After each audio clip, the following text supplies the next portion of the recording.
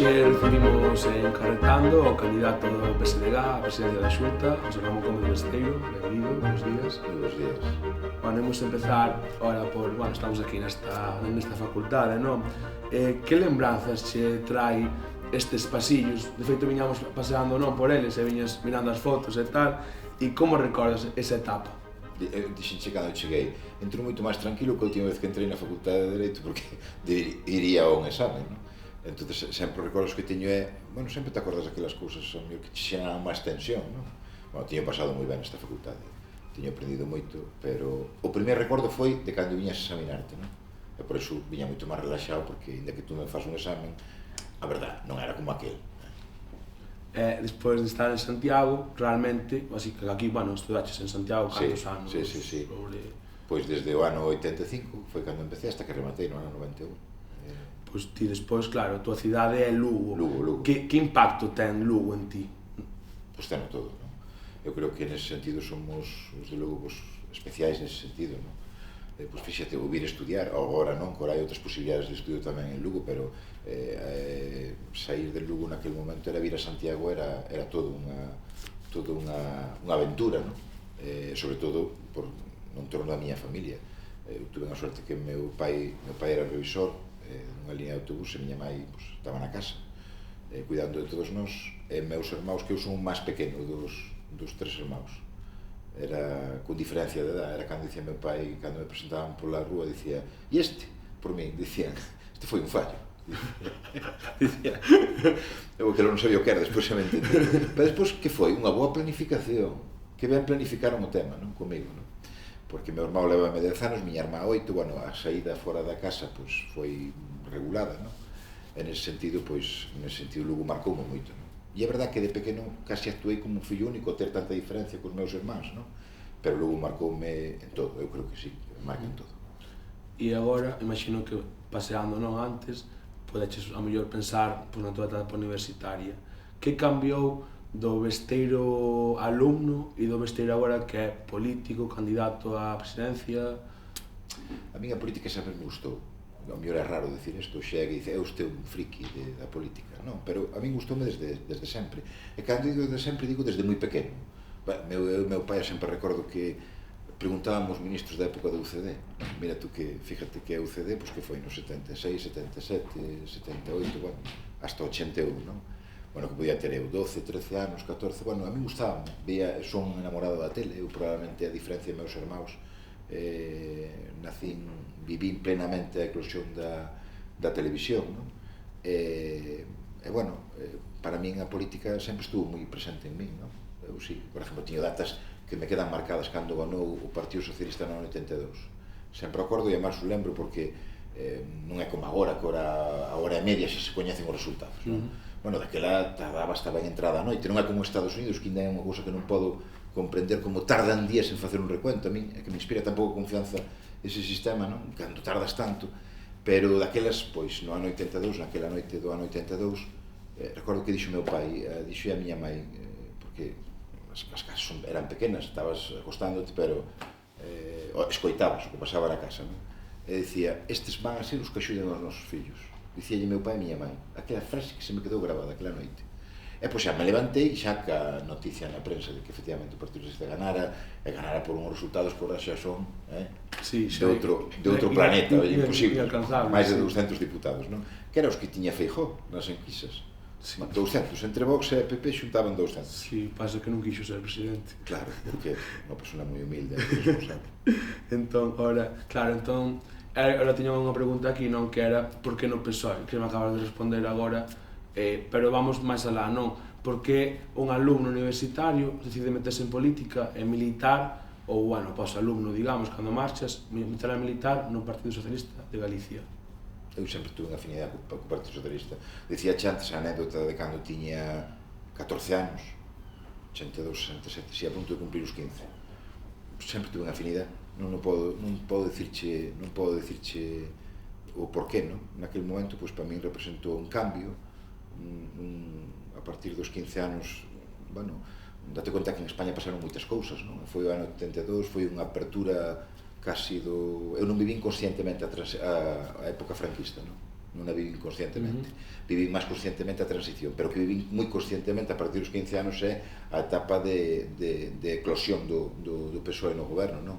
E, bueno, eran cambios constantes. Pensa, pois, cousas que agora damos por feito, era novas facultades, novos institutos, novos hospitais, construcción de autopistas, de autovías, de carreteras novas. É dicir, era, bueno, pois, vencer un muro, non? E iso eran noticias constantes, non?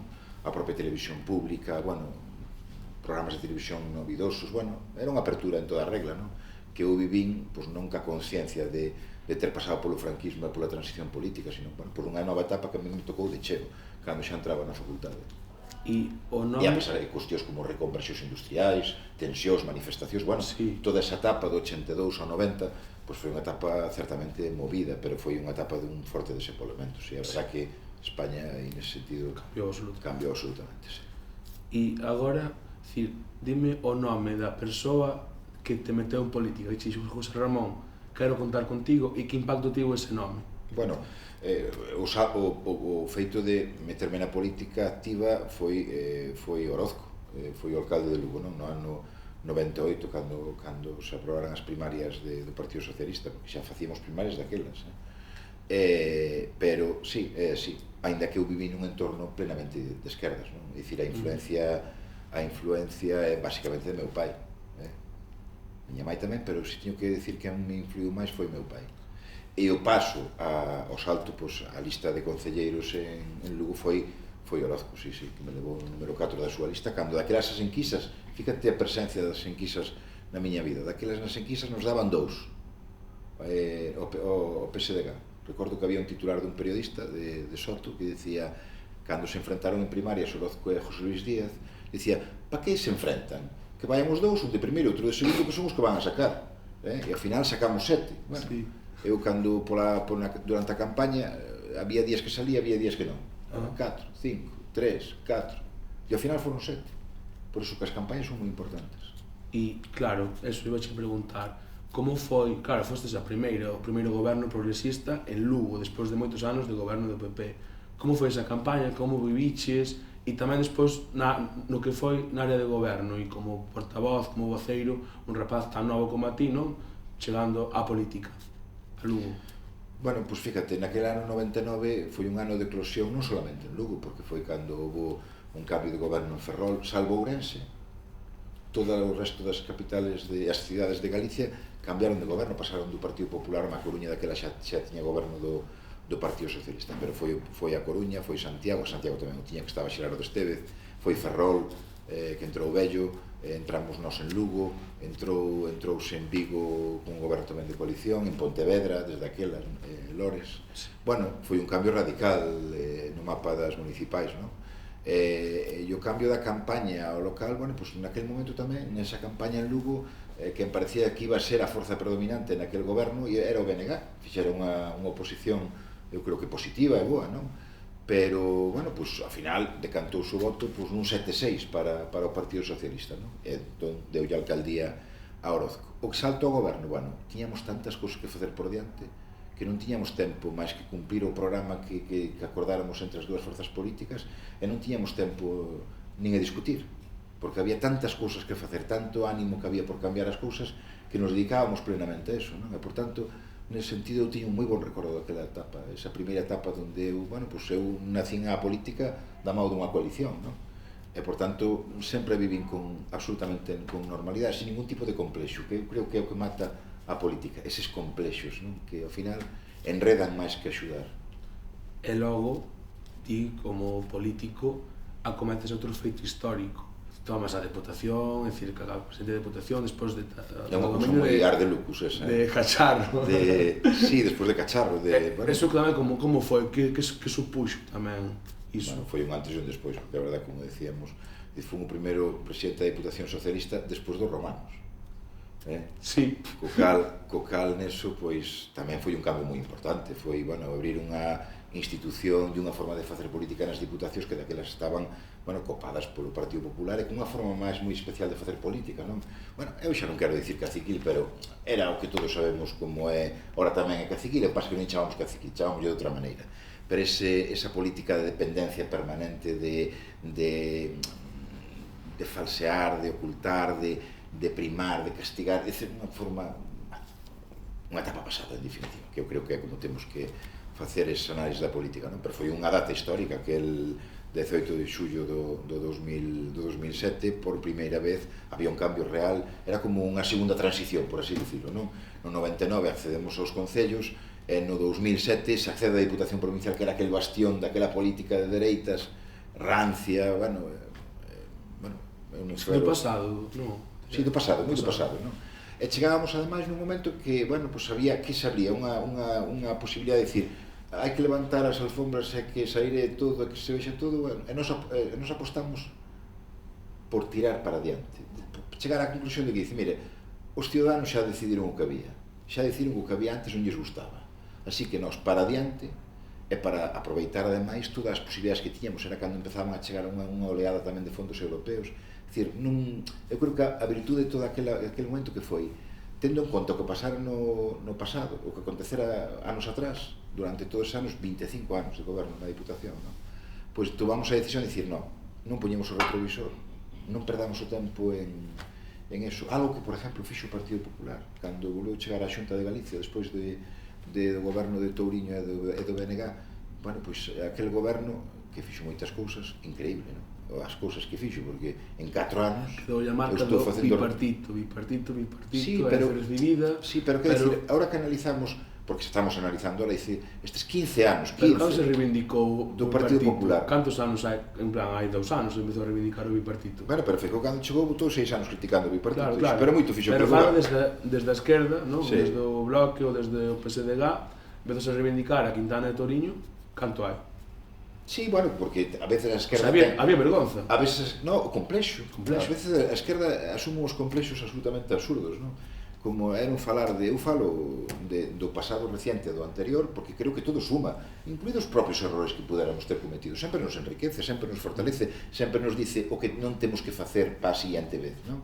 Bueno, e hai que asumilo como é a vida túa ou a miña, pois cos seus acertos, cos seus errores, pero que creo que a experiencia vai che enriquecendo e, bueno, vas vendo as cousas dun xeito distinto, sin ser tan tráxico todo, non? Bueno, pois, ao final, a entrada na Diputación pois foi unha entrada así, non? Pensando, dice, oia, que vamos a facer? A xente xa decidiu, a xente xa falou, agora quere a ver que sodes capaces de facer.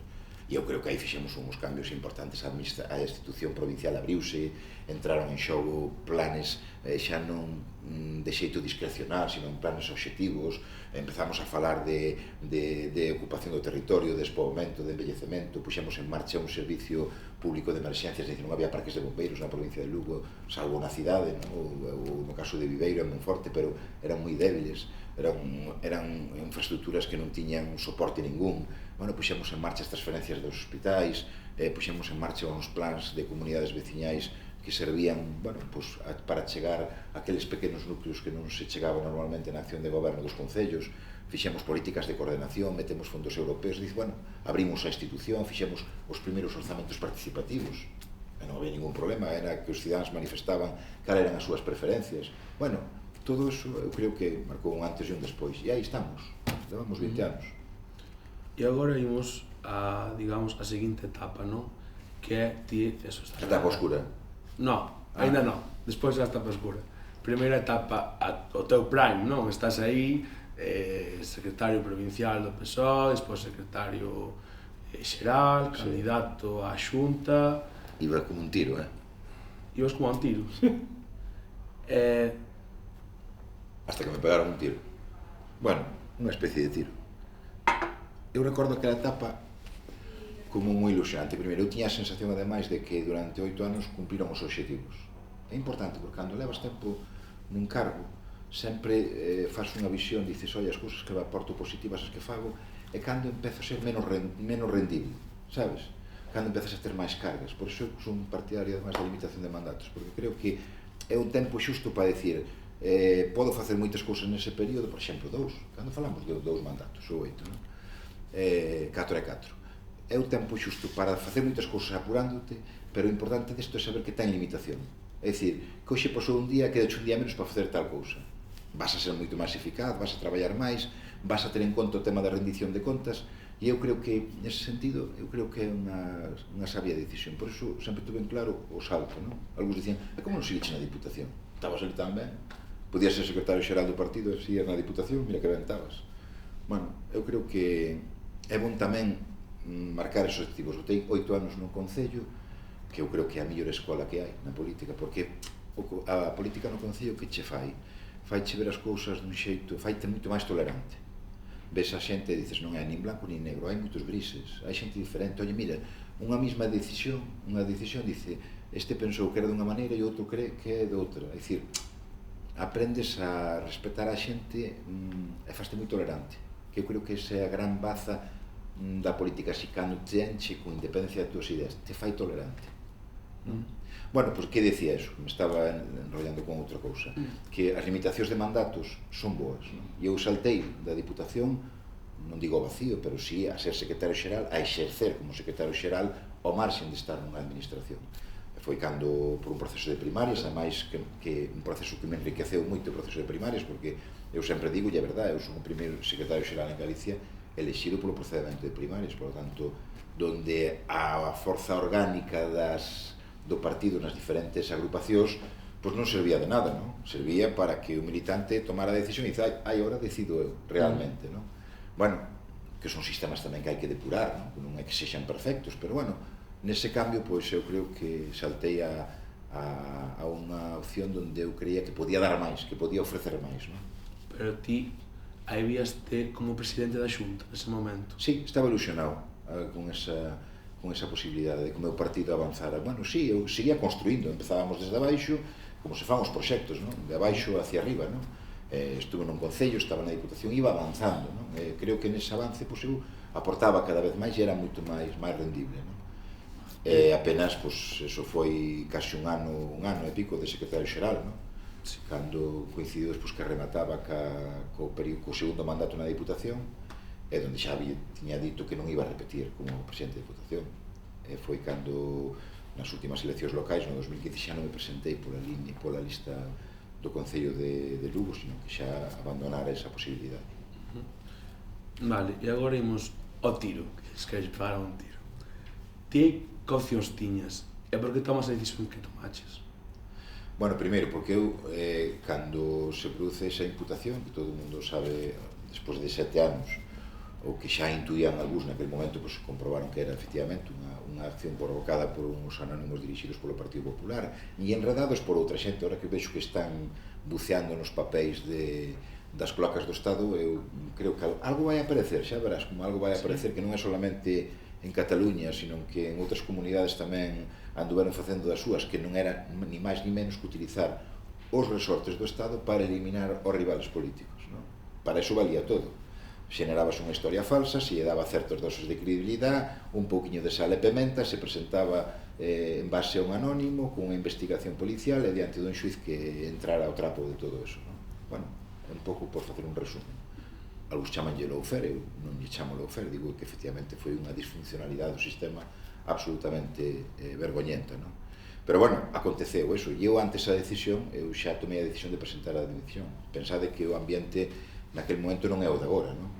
Daquela discutíase todo, hasta a presunción de inocencia, que é un precepto constitucional. Aqueles que defenden a Constitución tanto, que todos os días se levantan flagelándose coa Constitución, porque hai que defender a Constitución, daquele momento nin pensaron na presunción de inocencia, que tamén a consagra a Constitución, non? Non, era a presunción de culpabilidade. Ese era o ambiente que había fai agora 8 anos, non? É donde, bueno, pois as forzas emergentes tamén traballaban neso, como nós non temos pasado, como nós non temos nada que nos podan decir de atrás, porque somos forzas novas, me refiro a Podemos e a Ciudadanos en concreto.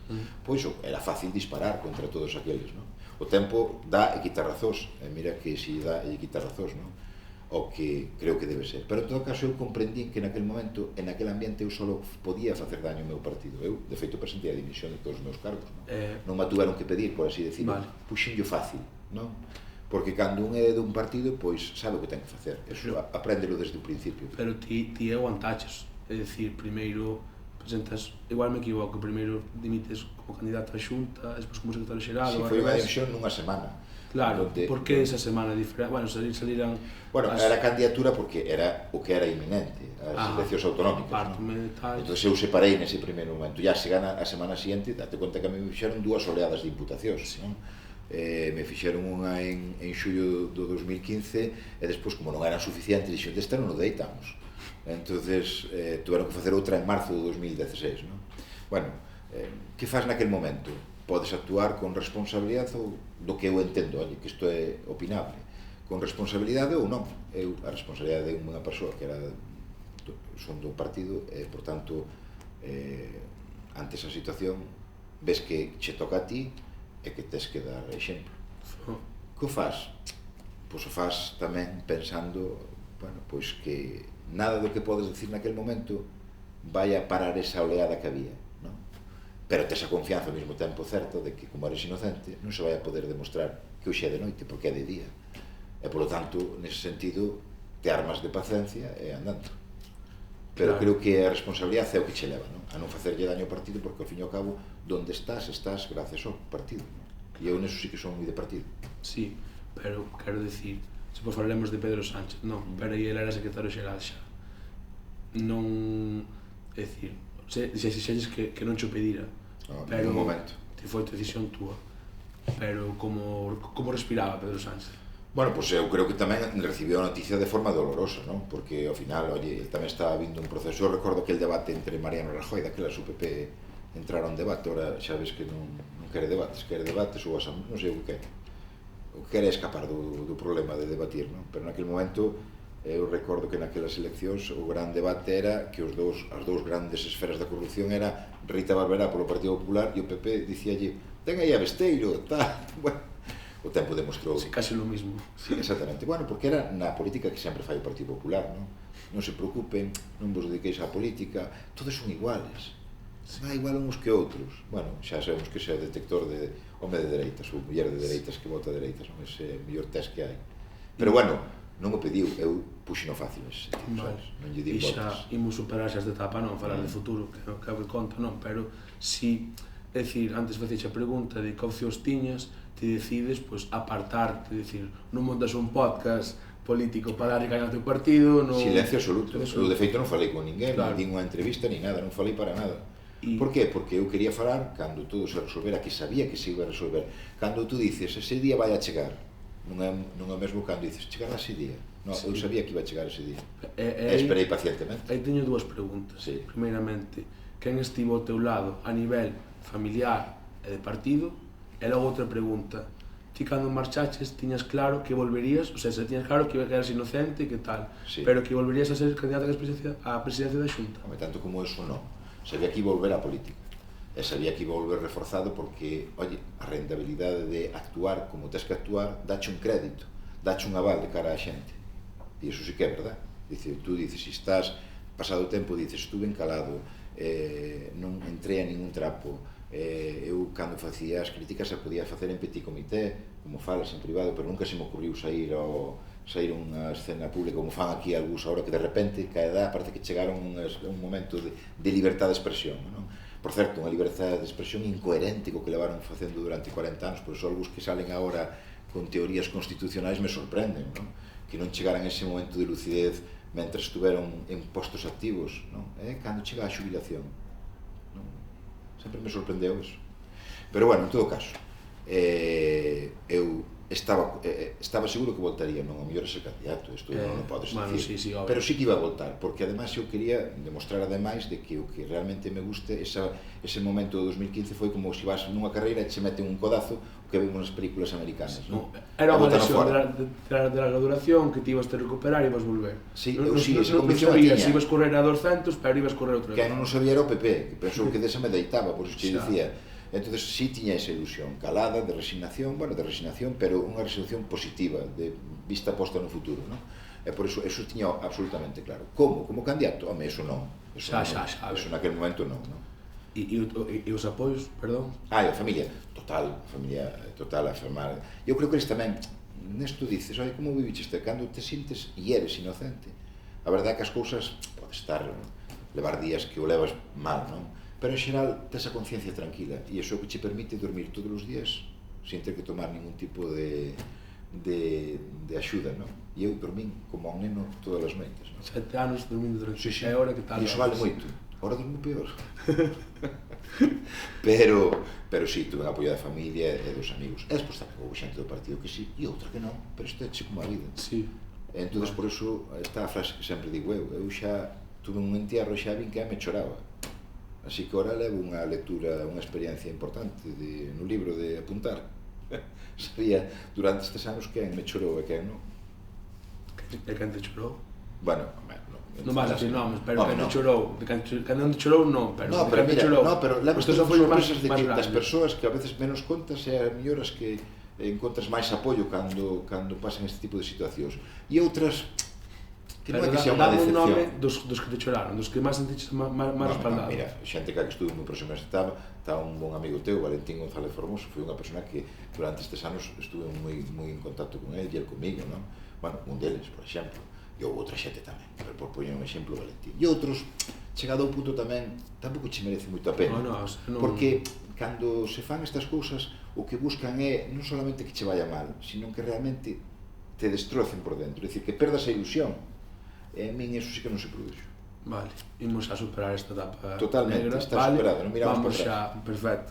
Vamos a novamente como delegado do goberno. Sí. E ademais acababa de se tirar o Garañón tamén, é dicir, estamos xa restituídos. Estamos pletóricos. Ese día falabas da importancia do humor, non? E de feito, bueno, estamos vendo aquí nesta entrevista que és unha persoa, por suposto, con retranca. Sí. E dixeches unha frase que era nunca choveu que non escampara. É verdade, vale? sí que é unha verdade como... Que significa eso? É evidente, non? Pero tes algún outro refrán que usas moito no teu día a día? Bueno, non, a verdade é que non son moi refraneiro, non? Pero bueno, son experiencias de vida, non? Efectivamente, neso nunca choveu que non escampara, reflexa un pouco o que ti me preguntabas, tiñas pensado voltar? E pois, cando pasara esa choiva, iba a sair o sol. E efectivamente foi o que pasou, non? E iso, ben ves que desde que se producen os archivos desas causas, como non podía ser de outra maneira, despois de 7 longos anos. Por iso, ahora veces que falamos de criticar, aquí podemos chamar ao presidente do goberno o que se nos ocurra, pero non podemos criticar actuacións judiciais. Iso me parece que en democracia non é ni medio normal. É dicir, oiga, nós poderemos criticar calquer cousa dentro do respeto, poderemos dicir, pois esta sentencia non me gusta, ou esta actuación non me gusta, ou discrepo desa actuación, e non pasa nada. Ahora, non poder decir nada parece un ambiente, cando menos, predemocrático e en absoluto, bueno, centrado na sociedade na que vivimos, non? Por tanto, basado nesa cuestión, pois, efectivamente, eu vivo esa sensación con absoluta normalidade. É un refrán? E que agora non se me ocurre ningún. Bueno, non pasa nada. Bueno, pero a mellor ao longo da entrevista... Sí, o sabes, aí. O tema do sol, non? Sai o sol. E ti normalmente delegado do goberno. Ti cando che, imagino que eso será Pedro Sánchez, non? Ou que enseña, chámate. Dudaches? Non, en absoluto, non dudei para nada. Non. Además, quero dicir, Pedro, o presidente do goberno, me chamou ao día seguinte de saber que quedara todo finiquitado. Eu mantive unha relación latente con el durante todos estes anos. E aí, se non é moito preguntar, era xa para ese cargo ou houve outras opcións? José Ramón queres... Vale. Houve outras opcións. Vale. Sí. E agora, xa pasando un pouco diso, non? Comentouse, bueno, que se ofreceu un ministerio. Eran esas outras opcións, sí. Que che dicía. Xa naquele momento. Ministerio, non dixeches cal, eu podo dicir ao mellor igual o de industria. Bueno, o que fora. Pode ser, pero naquele momento sí que entrou dentro desas opcións, antes de ser delegado do goberno, entrou esa opción tamén a funcionar. Pero optei eu, eu din a miña opinión, nese sentido o presidente do goberno foi respetuoso ca miña decisión. Podes ao mellor explicar cal era o modelo ese de empresa pública de enerxía, non, que formulaches en campaña, é dicir, brevemente, Bueno, primeiro, empresa pública significa que o 100% das accións as ten a administración, isto é, a Xunta, donde participa en que? No impulso de determinados proxectos. Cada proxecto individual pode ter a presencia desa empresa pública. Esa empresa pública que é o que ten que facer? Primeiro, respaldar eses proxectos, que poden vir tamén de iniciativa privada, e sumar a eses proxectos as comunidades locales e os concellos que non están dentro dese mundo das renovables. Non somos capaces de incorporar os concellos e as comunidades locales dentro dese proxecto? Eu creo que sí. Se unha empresa lle dices, oye, estou de acordo con ese proxecto, pero temos que introducir determinados parámetros correctores, precio da enerxía, inversións na zona, bueno, facelo que enriquezca o lugar onde se sitúan, bueno, precios competitivos de enerxía eléctrica, precios competitivos para a xente que vive nesa zona, bueno, pois somos capaces de sumar eso. É dicir, temos que saber que maximizar o beneficio non é que o 100% o teñan as empresas privadas, sino que sean capaces de compartir eso. É verdad que teñen que promover os proxectos, sí, porque gran parte da tecnoloxía do capital está en mãos privadas, pero quen debe controlar todo eso? Pois debe controlalo a propia administración da Xunta de Galicia. A través de que? Dunha empresa pública 100%. Que poden aportar aos proxectos privados? Sí, pero os titulares das accións son o 100% a administración da Xunta. Vale. E agora seguimos xa de enerxía, das Pontes, de Ferrol, sí. Émonos a Galicia. Ti estás na Comisión de Transportes, non? Sí. Como deputado. Como pensas como articularías o territorio para vertebralo, para, pois, eu que sei, pois, cercanías, autobuses... Bueno, ten que ser unha suma de todo. Claro. Primeiro, tens que ter perfectamente comunicada a Galicia interior que a costeira, non? E para iso tens que mellorar toda a rede, primeiro a rede de autovía, que hai, por exemplo, por fazer unha conexión en cuadrado, non? Tens que conectar Santiago con Lugo, esa autovía rematala canto antes. A conexión de Lugo con Ourense, tens que esa vai sendo ahora de Santiago-Lugo, sí. Levamos a niños xa... Bueno, pero fíjate, bueno, pues ahora seguramente no ano 24 estará rematada a finales do ano 24. Vale. Eu creo que aí podemos ser capaces de pensar nunha autovía, por certo, sin peaxes, non? É verdad, a conexión Lugo-Ourense tamén se debe facer. Pronto, hai unha opción que é a que ten que facer a Xunta, que é a conexión de Lugo e Monforte desdoblado, e de Monforte a Ourense tamén desdoblado, ou ben a optar pola autovía do Estado entre Lugo e Ourense. A conexión entre Ourense e Santiago e a conexión con Vigo xa está prácticamente feita, onde introducimos nós o tema da bonificación dos peaxes da AP53, que metemos esas bonificacións no que nós chamamos en traballar por a gratuidade desas autopistas, que é esencial como facemos na AP9. Ben, pero a partir de aí non é solamente o transporte por carretera, é tamén facilitar a conexión ferroviaria. E aí é onde entra de cheo a política de proxecto de cercanías. O compromiso que temos os socialistas é que nestes 4 anos se poña en marcha e se planifique a posta en marcha do proxecto de cercanías ferroviarias. Para toda Galicia? Non. En principio, para as áreas metropolitanas de Coruña, Santiago e as de Vigo-Pontevedra, non?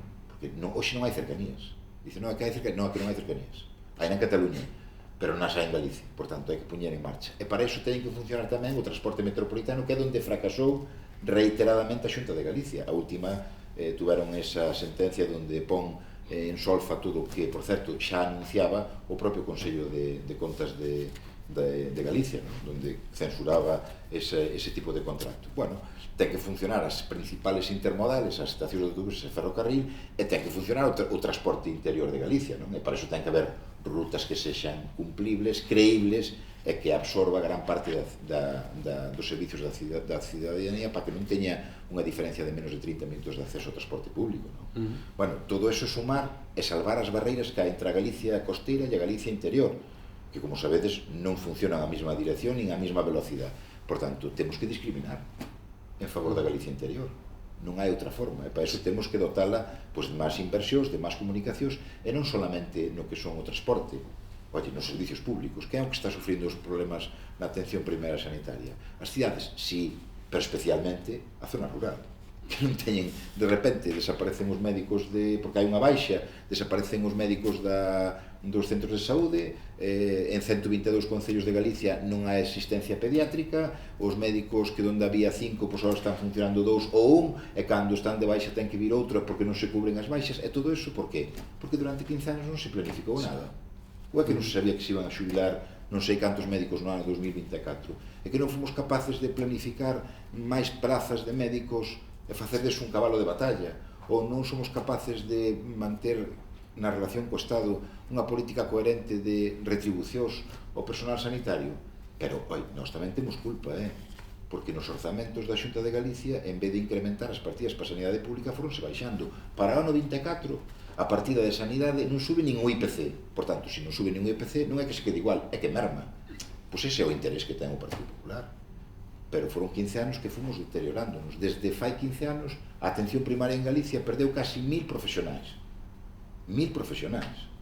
O sea, non solamente é que non subimos porque había máis necesidades, hai unha población máis envellecida que necesita eses servicios. Bueno, a proximidade da sanidade é un valor fundamental para que a xente, e os servicios públicos, para que a xente non abandone partes do territorio como está acontecendo.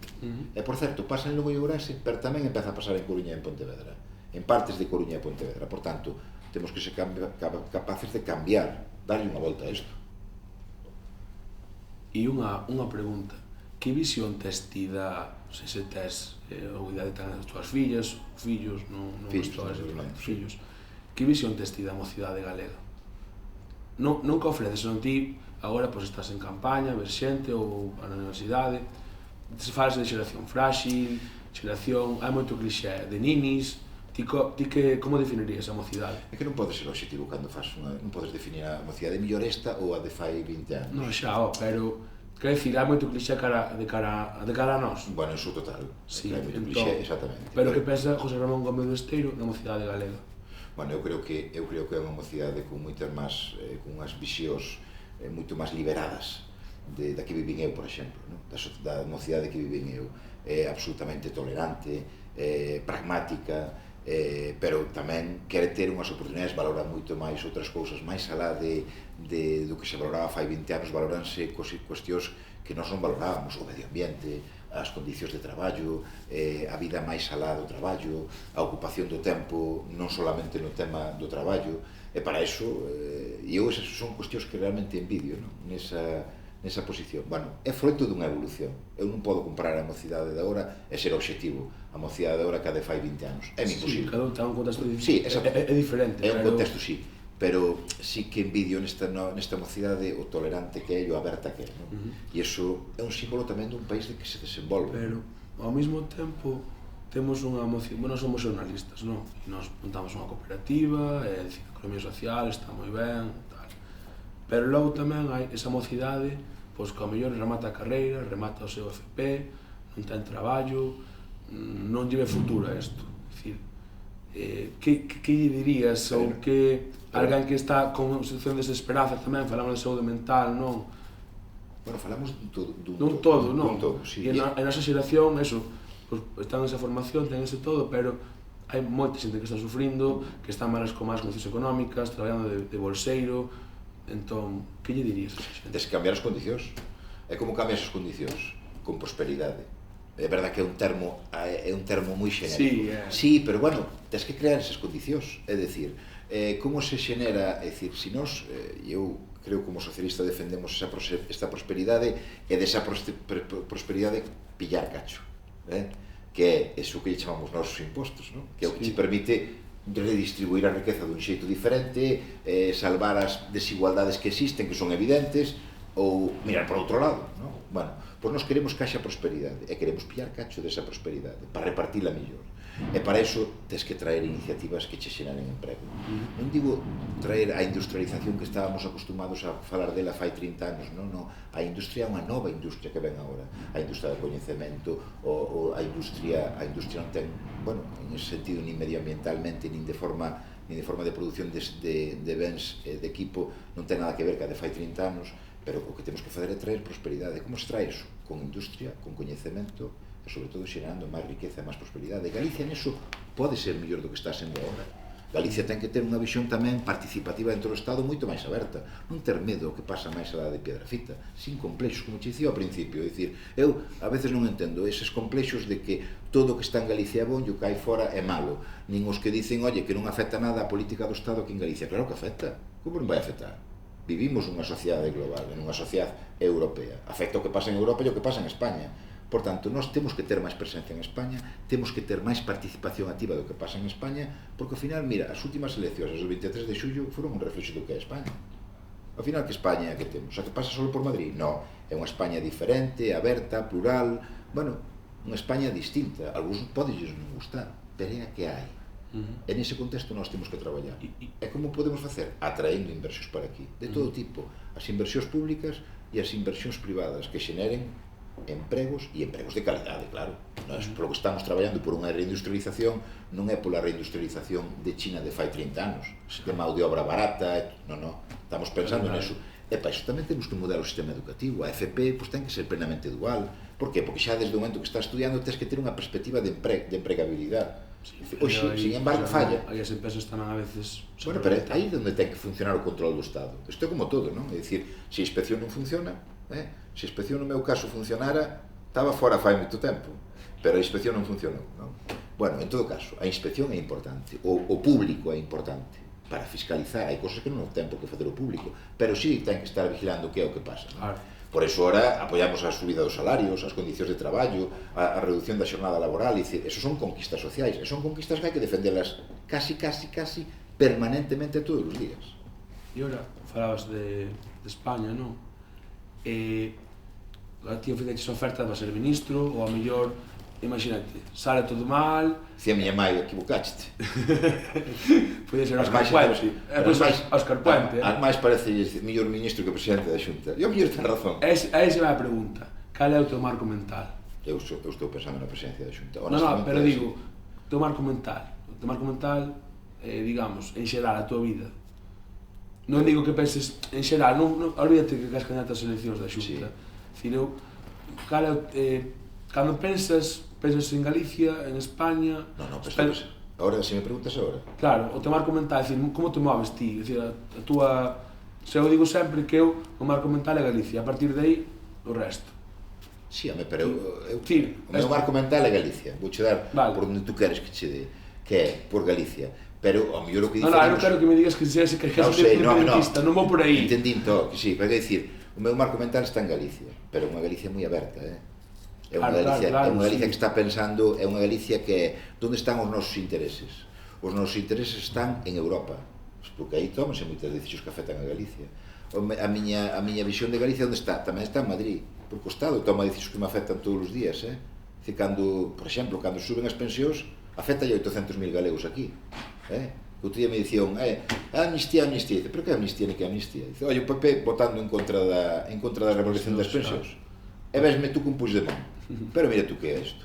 Pero bueno, que dicir, a Galicia está tamén en Portugal, a Galicia está en Argentina agora, que as decisións que están tomando Milei, ese que era o candidato do PP tamén, que era boísimo, e agora está dicindo a 80 barcos merluceiros que hai ali, xa está dicindo que enseñando esa porta de saída. Quero decir, que é onde che defendía antes, esa Galicia que está no mundo, esa que temos que defender nós. E non, a veces limitámonos ás 4 provincias, ao territorio galego, máis alá de Piedrafita. Non, eu defendo esa Galicia máis. Eu creo que además, mira, no idioma, por exemplo. Fíjate que cabeza cabe votar en contra do idioma. Bueno, pois eso é un pouco o reflexo de como sinten as institucións, como sinten o país, é un reflexo claro.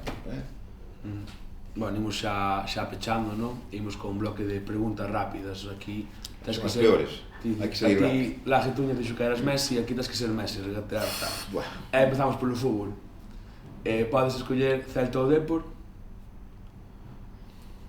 Eu son do Lugo, pero máis do Lugo, é que claro, a min o fútbol non é que me guste. Vale, Lugo ou Breogán? Eu son máis de Breogán porque me gusta máis o baloncesto. Vale, pues já está. Mira que vai solucionas todos. A comida galega favorita? Para min é o caldo. O caldo. Os kibis maduros ou verdes? Sempre kibis. Pero maduros ou verdes? Gustame a fruta e gustame os kibis. Os kibis un pouco verdes. Gustame un pouco verdes, sí. Verdes. Pa que estén duros aí, pa alumar. Viño ou cervexa? Ou bueno, ou auga, quer decir. Non, a mí gustan máis dos cousas, o viño e a cervexa. Non no mesmo momento, pero bueno, se teño que elixir, elixo o viño. Con que político doutra liña, o sea, que non comparte as túas ideas ou outro partido, irías tomar ese viño? Te gustaría tomar ese viño relaxado, con calquer, vamos, con outros políticos, pero de esquerda, cos de dereita que non empate. Pero vale, dime un de esquerdas, un nome, porfa. Pois mira, tomaba un viño con Carlos da Fonte cando era de Esquerda Unida que tomaría de Boagana outra vez. Fai tempo que non o vexo. Pero hai moitos, do meu partido e de outros partidos. O marco autonómico, por exemplo, o estatal. Sí, con calquera do BNG ou con calquera de Sumar tomaría un... Pero que digas ti, esa persona pareceme maja para tomar un viño, falar da vida. Bueno, hai moitos compañeros. Mira, os compañeros que tuve do BNG durante esses anos de coalición son persoas que disfruto tomando un viño tamén cando estou con eles en Lugo. Vale. Un libro que recomendaría? eu estou relendo El amante de Marguerite Yourcenar. Vale. Unha canción en galego ou que estes agora escutando moito en campaña? Estou escoitando moito en campaña unha do meu amigo, dun neno, que é A Feira de Nadela. Xa vos la puñerei, buscai en YouTube, digo en Spotify. A Feira de A Nadal. Feira de Nadela. Vale. Non A Feira de Nadela. Paso. O de Nadal. Na Feira de Nadela. Ah, vale. Feira de Nadela. Eu recomendo unha que... Pero escoita esa, apunta, Ah, sí, esco apunto. Esa apunta. Eu recomendo outra que é Kibes... Teño os dereitos desa canción. Dime.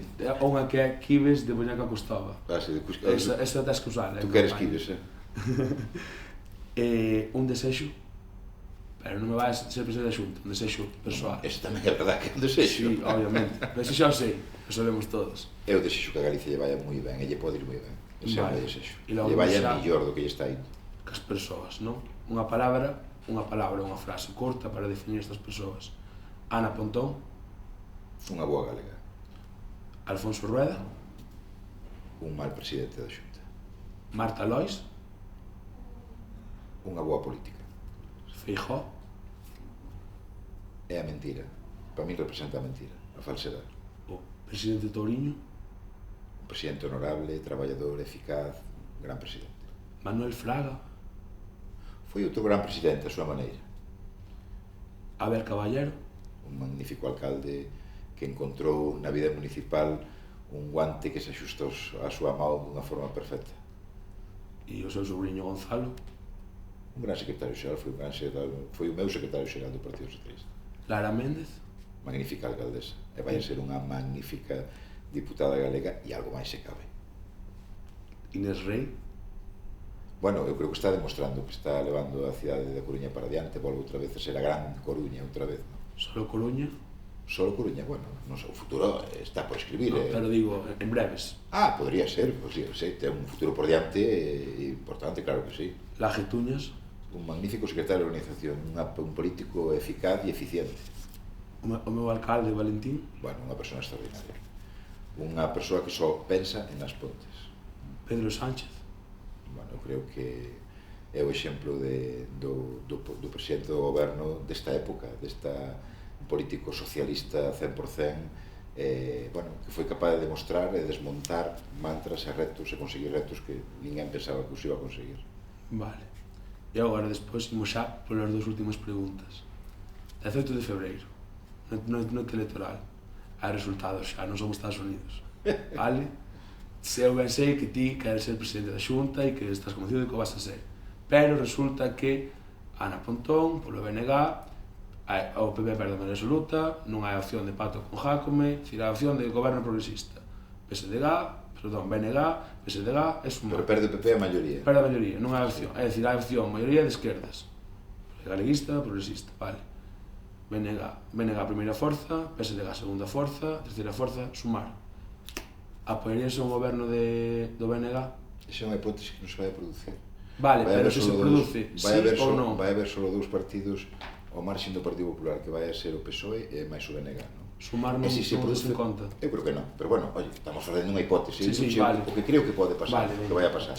Eu creo que vai a pasar eso, é dicir, se o Partido Popular perde a maioría é que se produce un cambio, porque está interiorizado ese cambio na sociedade. Se ese cambio se produce, non é por outra cousa, sino pola experiencia, a trayectoria que hai durante estes anos, pensa o 23 de xullo, non? Que, bueno, pues falábamos de que resultados podía ter, o BNG podía ter un grupo parlamentario, de eso se falou en campaña, e moito voto se dirixiu hacia esa opción, non? Sin embargo, pasou o contrario, non? O Partido Socialista, sobre todo na última semana de campaña, foi quen foi atesorando as utilidades do voto, non? Si se produce ese cambio, eu estou convencido de que o Partido Socialista vai estar por riba do BNG. Eu estou convencido, máis alá de que... Se non está... Bueno, pues se non está, será esa situación, esa é a que vivimos. Vai haber cambio en Galicia. Pero eu creo que, tú dices, se vai haber cambio en Galicia. Cambio, como non se vai producir o cambio. Si efectivamente... Pero serán os números, hai cambio en Galicia. Home, por suposto. Tú me preguntas por ese cambio e digo, che, si se vai producir. Si se produce ese cambio, a situación é que o Partido Socialista vai estar por riba do bloque. Sí. Quero decir que non... O cambio vai se producir. Vale. E por último, xa para rematar, e xa despois desta tensión así, ao final, brevemente, pensando na xente que nos ve así, a mocidade, tamén a xente maior nos verá, porque alguén debería escoller a papeleta do PSDG nas eleccións. Porque non representamos o galeguismo útil, que é o que necesitamos. Nós necesitamos neste momento, ademais, ese galeguismo que é capaz de atraer inversións, de atraer utilidade, de sumar a forza dos concellos e do propio Estado para o proxecto que é Galicia, para facer prosperar Galicia. É tan sencillo como eso. É dicir, ningún partido vai ser capaz de atraer todo ese caudal para Galicia. Eu estou convencido, por eso che digo que ese cambio vai a ser unhas miradas que van a lanzar hacia a utilidade do voto. E esa utilidade de voto é o que lle chamou o galeguismo útil. E quen representa ese galeguismo útil hoxe? O Partido Socialista. Eu estou plenamente convencido dele. Pois, moitas gracias, foi un verdadeiro placer. Pasámoslo ben, Pasámoslo ben. Eu non che dixo o refrán ainda, non me acordei. Para dicilo ahora, para rematar. Total, así a rincar. É verdad que non lle di máis voltas. Ires tomar un viño comigo? Home, totalmente, non sabes. Bueno, pois ata aquí a entrevista co candidato do PSDG. Aí esa mão, aí. O Esteiro. E nada, pois, é outra das entrevistas que faremos a todos os candidatos á presidencia da Xunta e con Carretón.